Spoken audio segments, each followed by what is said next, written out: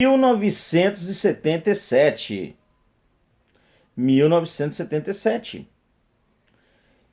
que tem de especial nesse ano? Bem, Pelé se despediu da carreira de futebol marcando seu último gol pelo Cosmos, tá? Venceu o Santos por 3-1. O presidente Geisel sancionou a lei do divórcio. Foi criado o estado do Mato Grosso do Sul. Raquel de Queiroz entrou para a Academia Brasileira de Letras. Jorge Amado escreveu Tieta do Agreste. E nos Estados Unidos, presidente Jimmy Carter, grande presidente Jimmy Carter, prêmio Nobel da Paz, filantropo, assumiu a presidência de 77 a 81, né? E no 007, o que aconteceu? Esse é mais legal. E eu adoro falar essa história. Toda vez que a gente faz uma palestra sobre 007, desse ano especificamente, é muito bacana, tá? Mas antes de qualquer coisa, acessa meu Instagram, @fãs e adeptos James Bond BS. Acessa meu canal no YouTube, Alexandre, canal do Alexandre Shinji. Clica, comenta, critica, não tem problema, tá? E não temos vinheta, tá? Não temos vinheta, vamos direto.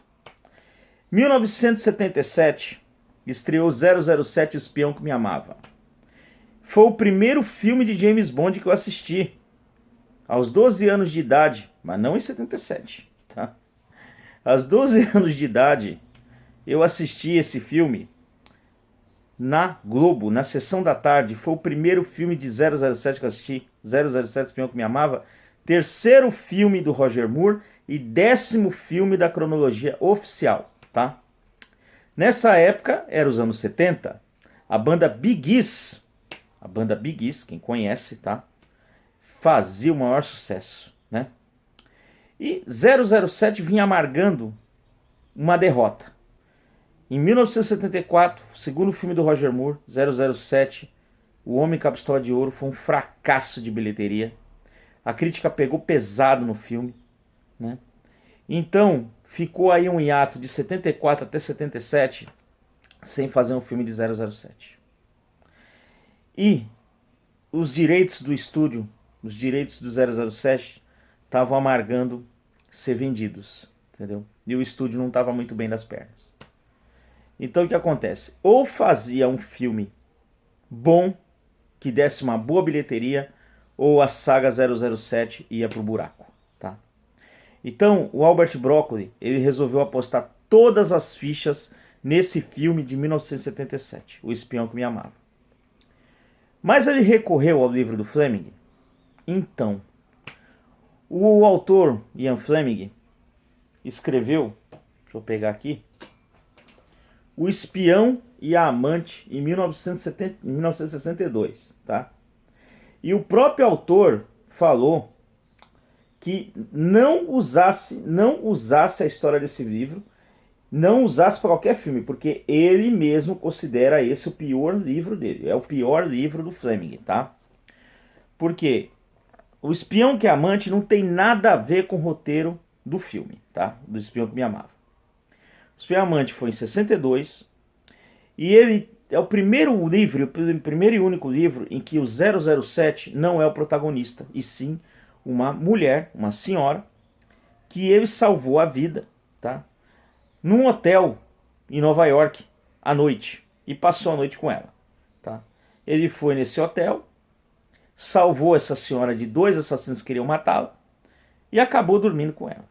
Basicamente é isso a história. E a história é relatada pela senhora, tá? Por isso que chama Espião e Amante.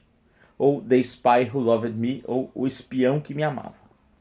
Então não é uma boa história para virar filme, certo? Não é, tá? Só que em 77, eles resolveram mudar todo o conceito da história, tá? E fizeram um grande filme de 007. Foi dirigido por Leo Gilbert. Leo Gilbert, ele tinha dirigido já 007, Só se Vive Duas Vezes, com Sean Connery, em 1967. E dirigiu O Espião que Me Amava. E depois ele dirigiu O Foguete da Morte. E é um diretor que ele gosta de cenários grandiosos, tá? Então tudo nos filmes do 007 do Leo Gilbert tem que ser superlativo, tem que ser grande, tá? Então 007 Espião que Me Amava, ele conseguiu muitos feitos, ele é um filme superlativo e é o melhor filme dos 7 filmes que o Roger Moore fez, é o melhor filme do Roger Moore como 007, tá? E é o que eu mais gosto, eu falo abertamente, foi o que fez eu gostar de James Bond, foi esse filme. A famosa cena da Lotus Sprit, ele, Roger Moore e a Bond Girl, vivido pela Barbara Bach, caindo no Mar da Sardenha e se transformando num submarino, a Lotus Sprit caindo e se transformando em submarino, é uma das cenas mais famosas e mais antológicas do 007, especialmente dos filmes clássicos, tá? O roteiro do filme tá aqui e virou livro pelo Christopher Wood, roteirista, tá? 007 Espião que Me Amava, esse é o livro do filme, do cinema, tá? Esse aqui. Muito diferente do Espião e Amante de 62.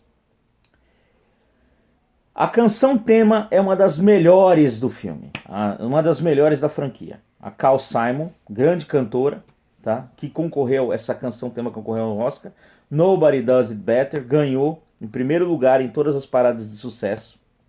A sequência de abertura é muito famosa, tá? Quem é fã de 007 deve ter visto pelo menos uma vez o Espião que Me Amava, a sequência que ele está sendo perseguido pelos espiões russos e ele cai na beira do abismo, e é um dos saltos que com certeza entrou no Guinness Book, é um dos saltos de paraquedas, e ele abre aquele paraquedas, aparece aquela bandeira britânica, é uma das cenas mais famosas de toda a franquia, tá? O James Bond teme, o grande maestro do 007, que é o John Barry, que ele tá desde do Satânico Dr. No, desde o primeiro filme, com aquele famoso James Bond teme, acabou mudando, porque o John Barry não pôde participar do Espião que Me Amava, e eles chamaram um compositor chamado Marvin Hamlish, que já tinha ganhado o Oscar, tá? O Marvin Hamlish é muito fã de Bee Gees, da sonoridade da banda Bee Gees. E ele criou uma versão Bee Gees do James Bond Theme, tá? Eu gostaria muito que vocês acessassem no YouTube, coloca lá, Bond 77. O nome da trilha é Bond 77. Que vocês vão ouvir esse James Bond Theme a la Bee Gees, que pra mim é o melhor da série. É um dos melhores da série, tá? Disparado, eu coloquei até de tema do meu celular, porque é muito bom, tá? E qual é a história do 007 do filme O Espião que Me Amava? Pois bem, Roger Moore, 007, é chamado para investigar o sumiço, o desaparecimento de submarinos nucleares polares, que tem mísseis polares, são mísseis nucleares, tá? Alguém, um vilão, que é o ator germânico, né, Carl Jurgens, faz o magnata da indústria naval, o Carl Stromberg, ele começa a raptar, a sequestrar esses submarinos por um plano maluco, um plano psicótico dele, de explodir Nova York e Moscou e criar uma sociedade debaixo d'água, e destruir a Terra toda e criar uma sociedade debaixo d'água. Ele tem um laboratório no Mar da Sardenha, que chama Atlantis, que é um cenário maravilhoso de uma aranha subindo e descendo. Lembra muito série de ficção científica, viu? Quem viu aquela série Viagem ao Fundo do Mar, é muito inspirador isso, né?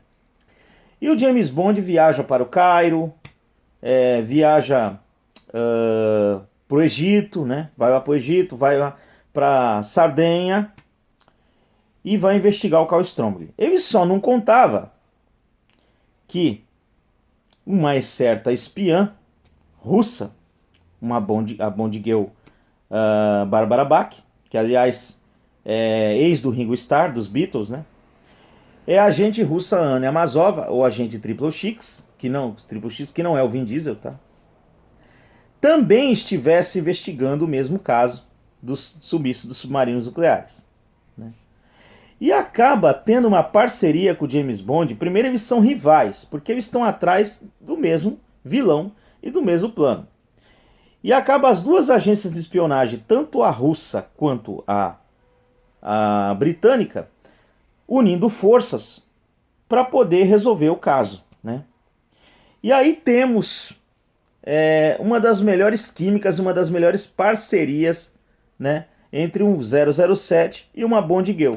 Eu considero a Bárbara Bach, a Bond Girl Anya Mazova, a mais bonita, a mais bacana, mais legal de todas as Bond Girls. De todas mesmo, tá? E esse filme estourou em bilheteria. Esse filme resgatou o 007 que estava no fracasso. E se ele não fizesse sucesso, a franquia ia acabar. E era só o 10º filme. Olha só, nós estamos em 2021 e nós vamos pro 25º filme. E no 10º filme, a franquia, se o filme não fizesse sucesso, ia acabar a franquia. Tá? E eles pegaram o título, somente o título do livro, The Spy Who Loved Me, do Ian Fleming de 62, porque a história, o próprio criador, como eu já falei, era uma porcaria, né? Era horrível para virar um filme. E eles só pegaram o título e criaram um grande filme. E o destaque também vai para o capanga do vilão. Capanga do Stromberg nada mais é, inclusive eu vou pegar este amiguinho aqui, tá? Você pode até não ter assistido o filme de James Bond, mas você deve lembrar deste camarada aqui, o Dentes de Aço, ou Jaws, tá? Que teve vários embates durante o filme com James Bond.